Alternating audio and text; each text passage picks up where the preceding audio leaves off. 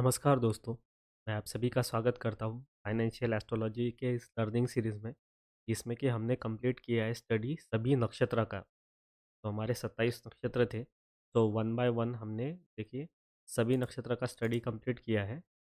Okay, अभी हमें क्या देखना है? अभी हमें और डीपर लेवल पे जाना है, यानी कि अभी हम स्टडी करेंगे नक्षत्र के पद का।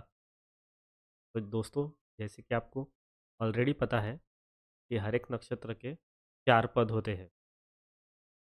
तो हर एक पद पे मीन्स चारों में से हर एक पद पे कोई तो भी एक प्लैनेट का राज होता है, यानी कि आप बोल सकते हो एक प्लैनेट की कमांड होती है हर एक पद पे। और चारों भी जो पद है उस पे हर एक प्लैनेट की कमांड होगी, यानी कि जैसे कि नक्षत्र का लॉर्ड होता है, इन द सेम वे नक्षत्र के जो पद होते हैं उनका भी एक अधिपति होता है।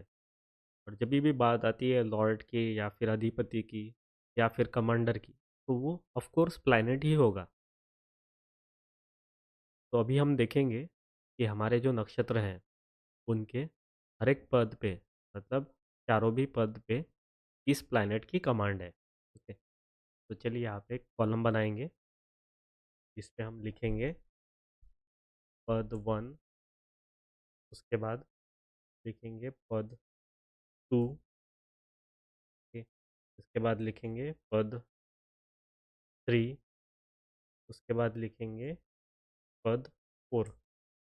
तो ये होगा हर एक नक्षत्र के लिए। ठीक है, देखिए अभी यहाँ पे लिख दिया है मैंने 4 पद।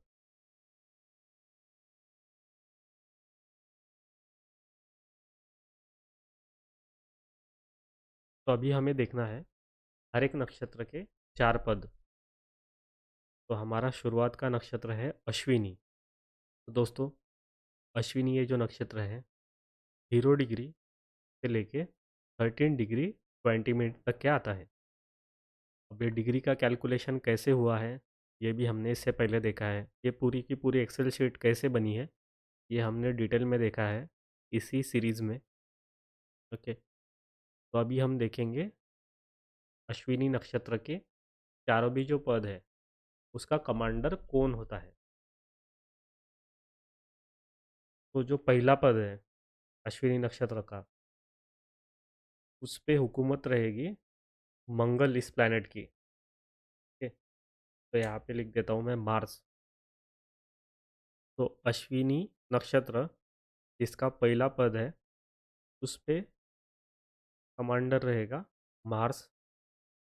उसके बाद पद नंबर 2 आएगा, जिसका कमांडर रहेगा वेनस प्लैनेट।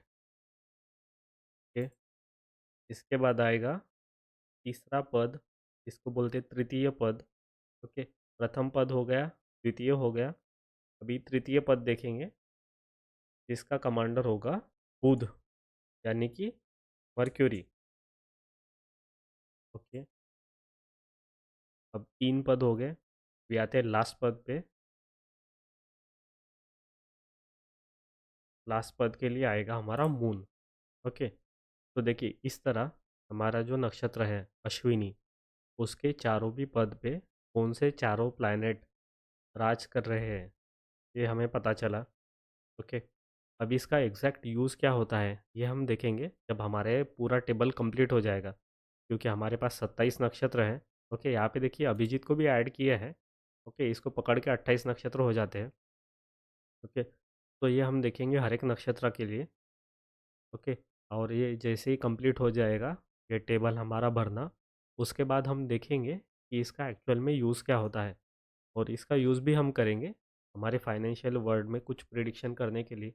तो ये जो अभी हम देख रहे हैं दोस्तों नॉलेज, ये बहुत ही ज़्यादा डिटेल है, क्योंकि जनरली ये नॉलेज जो है ना एक्सप्लोर नहीं किया जाता है।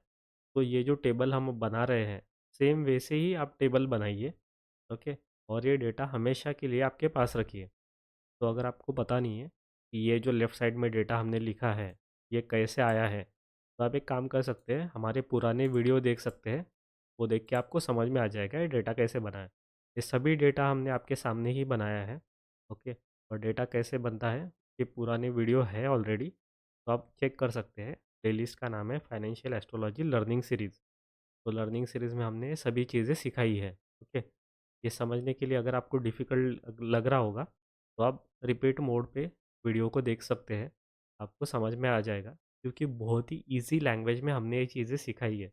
वैसे ये चीज़ें बहुत ही ज़्यादा डीप है, समझने के लिए ज़्यादा टाइम लगता है, लेकिन बहुत ही सिंपल वे में सिंप्लीफाइड करके हमने आपके सामने रखी है ये चीज़ें। तो आई होप आपको ईज़िली समझ में आ जाएगी।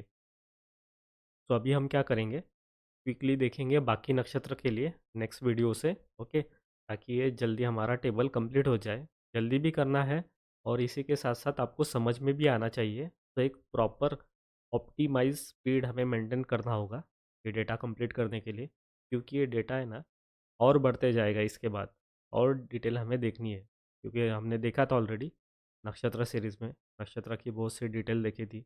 अब नक्षत्र के पद पे आ गए। ओके, इसके बाद और बहुत सी चीज़ें होती है, बहुत सी कंसेप्ट है, वो भी देखेंगे धीरे धीरे।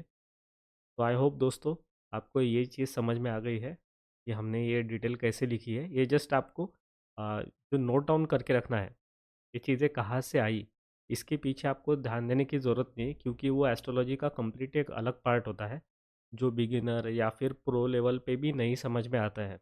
इसके लिए बहुत ही डीप अंडरस्टैंडिंग होने की ज़रूरत होती है। उसके बाद ये चीज़ें जो है ना वो समझ में आती है कि ये डेटा हमें कैसे मिला, मतलब हमारे ऋषि मुनियों ने यहाँ पे यही प्लैनेट क्यों रखा, अभी पद 1 है, इस पे मार्स ही क्यों रखा है, इसका क्या रीज़न है, वो डेटा उनको कैसे समझ में आया। ये बहुत ही एक नेक्स्ट लेवल चैप्टर है, जिसकी ज़रूरत हमें कभी भी नहीं पड़ती है। जनरली किसी भी ज्योतिषी को ज़रूरत नहीं पड़ती है कि ये डेटा कैसे आया ये समझने की, और इसमें बहुत साल लग जाते हैं समझने के लिए। कुछ लोगों की ज़िंदगी चली जाती है बट ये चीज़ें समझ में नहीं आती है। तो कह रहे कि वो तो अलग डिस्कशन है, तो इसके पीछे आपको नहीं भागना है। आप जस्ट ये जो हम डेटा दे रहे हैं वो मेंटेन कीजिए अपने पास भी, सेम एक्सेल शीट बनाइए और इस इन्फॉर्मेशन का लाभ लीजिए। तो इसी के साथ अब ये वीडियो करते हैं ख़त्म। मिलते हैं नेक्स्ट वीडियो में। Thank you for watching.